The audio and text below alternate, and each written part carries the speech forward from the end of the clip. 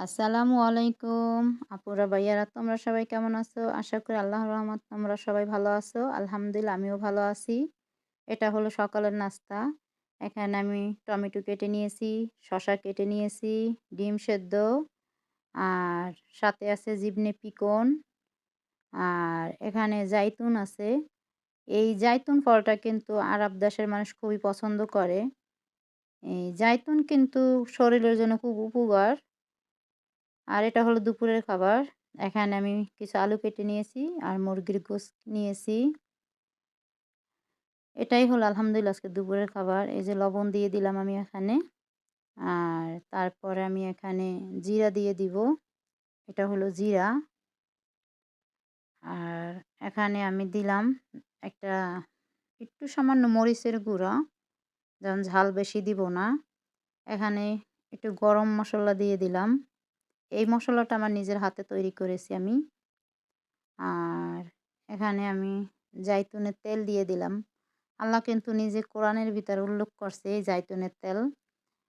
জাইতুনের তেলে কিন্তু মাশাল্লাহ আলহামদুলিল্লাহ অনেক উপকার খেতে পারলে। আল্লাহ নিজে বলছে তোমরা জাইতুনের তেল খাও এবং কি শরীরের যে ব্যথা আছে যে বিভিন্ন জায়গায় ওই জায়গা মালিশ করো। ইনশাল্লাহ ভালো হয়ে যাবে। এইভাবেই। আর এখানে আমি মাশাল্লাহ এটাকে এখানে কিছুটা আমি গোলমরিচের ফাঁকি দিয়ে দিলাম। আর মুরগির গোশগুলা আমি এইভাবে সাজিয়ে নিব এক, এক করে। মাশাআল্লাহ এইভাবে করে মুরগির গোশ রান্না করলে না খেতে অনেক ভালো লাগে আলহামদুলিল্লাহ। দেখতেও খুব সুন্দর আসে। আর লেবাননে এইভাবে করেই মুরগির গোশ মানুষ রান্না করে বিভিন্ন রকমের যে তরকারি যেভাবে করে খেতে চায়। এখানে আমি আলুগুলো এইভাবে উপরে সাজিয়ে দিব। আমি আলু বেশি দিব না, আলু তেমন একটা বেশি লইনি, অল্প লয়েছি। এই যে এখানে আলুগুলো এইভাবে সাজিয়ে দিলাম। আর এখন আমি এটাকে উপরে একটু পানি দিয়ে দিব সেদ্ধ হওয়ার জন্য। পানিও বেশি দিব না, খুব অল্প পানি দিব। কারণ এটা সেদ্ধ হতে বেশি পানির প্রয়োজন না। সেদ্ধ হয়েও কিন্তু এখানে থাকে কিছুটা খাবারের জন্য। মাশাআল্লাহ আজকের এইভাবেই খাবারটা বানালাম।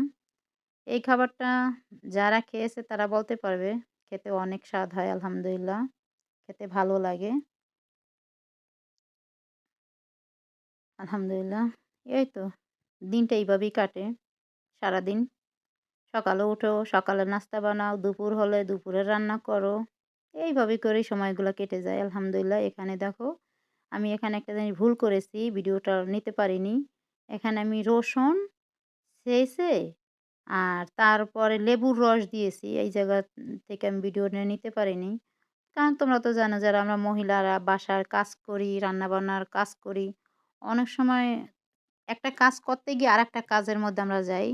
যেমন রান্না করি তার সাথে অন্যান্য বাসার কাজও করি। তো এই ক্ষেত্রে দেখা যায় আমি যখন রান্না করতেছিলাম, যখন ওই লেবু আর রসুন দিয়েছি, ওই জায়গার ভিডিওটা নিতে আমার একদম মনে ছিল না। আমি দিয়েছি। তারপরে এসে মনে করলাম। তো এইজন্য বলে দিলাম তোমাদেরকে যে এখানে আমি যে আলুর উপরে দেখা যাচ্ছে রসুন দিয়েছি আর লেবুর রস দিয়েছি। কারণ এই রান্নাটার ভিতরে ওরা লেবুর রস দেয়। আর লেবুর রস দিলে খেতে কিন্তু অনেক ভালো লাগে মাশাআল্লাহ। আর এই যে দেখো আমি কিন্তু এখানে একটা কালারের জন্য উপরে আবার একটু আগুনের হিট দিয়েছিলাম। খুব সুন্দর একটা কালার আসছে মাশাআল্লাহ। দেখতে কিন্তু খাবারটা যতটা ভালো লাগে ঠিক খেতে তার থেকেও বেশি ভালো লাগে আলহামদুলিল্লাহ। এই যে দুপুরের খাবার। আর মাশাআল্লাহ কালারটা কিন্তু খুবই সুন্দর আসছে। হুম, আসলে একেক দেশের রান্না একেক রকমের।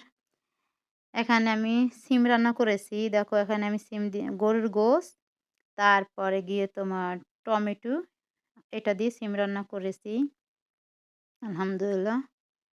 এখানে আমি ক্যামেরাটা লম্বা বাইলে ধরে ফেলেছি। যাক সমস্যা নেই। এইভাবেই মাশাআল্লাহ তরকারির কালারগুলো কিন্তু খুব সুন্দর আসে। আলহামদুলিল্লাহ। কালারটা দেখতে অনেক ভালো লাগে, সুন্দর লাগে। এই লেবাননের ভাষায় এই রান্নাটারে ওরা বলে জেসবেল বাতাতা। জেসবেল বাতাতা। এইভাবে তারা বলে এই তরকারিটার নাম। আমাদের বাংলাদেশে যেভাবে আমরা রান্না করতে গেলেও প্রচুর হলুদ, মরিচ ব্যবহার করি। লেবাননের মানুষে অতটা ঝাল খায় না। আবার তারা হলুদ তেমন ব্যবহার করেই না। তরকারিতে খুব কম ব্যবহার করে যদি তাদের প্রয়োজন হয় ২-১ টা তরকারিতে। কিন্তু তারা হলুদ খায় না। এই যে এখানে সিম রান্না করেছি গরুর গোস আর টমেটো দিয়ে। মাশাআল্লাহ, আলহামদুলিল্লাহ। কালারটা যতবারই দেখাই অতবারই দেখাইতে ইচ্ছে করে যার তরকারির কালারটা কত সুন্দর আসছে। আর এখানে আবার কিছু মুরগির গোস আমি তেলে ভাজতে আছি। এটা ভেজে নিব। কারণ এই গোশটা এইভাবেই তারা খাবে। আর তৈলে কিন্তু মুরগির গোশ ভাজি করলে খেতে অনেক ভালো লাগে। অনেক সময় বাসায় মুরগির গোশ পোড়া হয় যেমন পুড়ি। আজকে পুড়বো না। আজকে এখানে তৈলের উপরে শুধু ভাজি করব। আর মুরগির গোশ যেভাবেই হোক না কেন খেতে ভালো লাগে আমার কাছে। সাথে এখানে আলু ভাজি করে নিতে আছি। এটা আলুর চিপস। মাশাআল্লাহ চিপসগুলো কালারটা কত সুন্দর আসছে। হ্যাঁ, দেখতে কিন্তু খুবই ভালো লাগছে মাশাআল্লাহ কালারটা খুবই সুন্দর আসতেছে। আর এই যে চিপসটা ভাজার সময় আমি শুধু লবণ দিয়েছি আলুর ভিতর আর কিছু দেইনি। আর এখানে মাশাআল্লাহ মুরগিটা ভাজতে কালারটা কিন্তু খুবই সুন্দর আসতেছে মাশাআল্লাহ। কালারটা দেখলে এখনই খেতে ইচ্ছে করে। আলহামদুলিল্লাহ। আমার আলুটা ভাজা হয়ে গেছে। আমি আলুটা তুলে নিব এখানে। কারণ এর থেকে বেশি ভাজবো না। আলহামদুলিল্লাহ। আলুটা কিন্তু এইভাবে করে ভাজলে মচমচ হয়ে যায়। যেমন আমরা দোকান থেকে যেভাবে আলুর চিপস কিনে এনে খাই, ঠিক এমনই একটা মচমচা একটা আসে।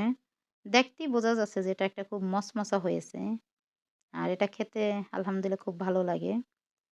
আলু আজকের এই যে রান্না মুরগি দিয়ে মুরগি দিয়ে তারপর আলু দিয়ে রান্না করলাম। তারপরে সিম দিয়ে গরুর গোশত, টমেটো রান্না করলাম। এখানে মুরগির গোশত ভাজি করলাম। এখানে আলু ভাজি করলাম। আলহামদুলিল্লাহ আজকের খাবার এটা। আল্লাহর কাছে লাখো শুকরিয়া। আল্লাহর রিজিকের মালিক তো আল্লাহ। যখন যেটা আল্লাহ ভাগ্যে রাখে ওইটাই খাই বা চলি ওইভাবেই। আলহামদুলিল্লাহ। দেখছো মুরগিটা আমার কত সুন্দর কালার আসছে ভাজার পরে। এই মুরগিটা কিন্তু আমি ভাজার সময় সেদ্ধ করে নেইনি। একেবারে সেদ্ধ ছাড়া।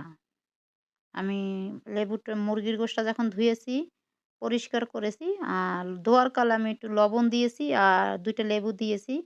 কারণ লেবু দিয়ে আর লবণ দিয়ে যদি মুরগির গোশত ধোয়, তা মুরগির গোশে একটা কেমন গন্ধ আসে, ওটা আর আসে না। ঘ্রাণটা খুব সুন্দর আসে লেবু দিয়ে ধুলে।